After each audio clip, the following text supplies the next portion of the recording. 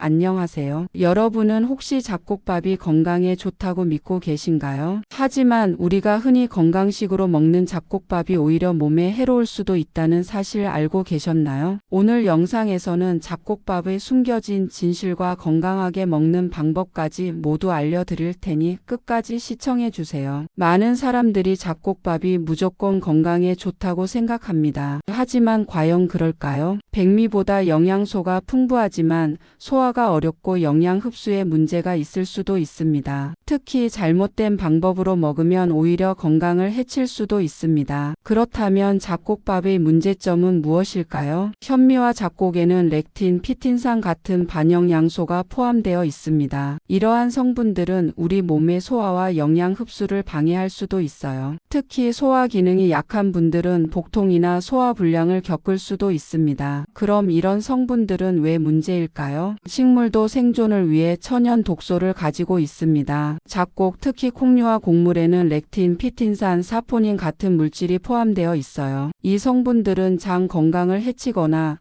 미네랄 흡수를 방해할 수 있습니다. 이 중에서도 특히 렉틴에 주목해야 합니다. 렉틴은 단백질의 일종으로 장 점막을 손상시키고 염증을 유발할 수 있는 물질입니다. 특히 소화 기능이 약한 분들이나 면역력이 약한 분들에게 더 큰 영향을 미칠 수 있어요. 렉틴이 많은 음식을 먹으면 복부팽 만감, 소화 불량, 장누수 증후군 같은 증상이 나타날 수 있습니다. 그렇다면 렉틴을 줄이는 방법이 있을까요? 발효 과정을 거치면 렉틴이 크게 줄어듭니다. 렉틴은 물에 충분히 불린 후 오래 조리하면 감소합니다. 압력솥을 사용하면 렉틴을 효과적으로 줄일 수 있습니다. 하지만 잡곡밥에는 또 다른 위험 요소가 있습니다. 바로 비소 문제입니다. 비소는 자연적으로 토양과 물에 존재하는 독성 물질입니다. 특히 현미와 잡곡에서 더 높은 농도로 검출될 수 있습니다. 장기간 섭취 시 암, 신경계 손상, 심혈관 질환의 위험이 증가할 수 있습니다. 하지만 걱정 마세요. 비소를 줄이는 방법이 있습니다. 현미와 잡곡을 최소 612시간 물에 담가 두세요. 23번 물을 갈아주면서 씻으면 비소가 감소합니다. 보통보다 더 많은 물을 넣고 끓이면 비소를 효과적으로 제거할 수 있습니다.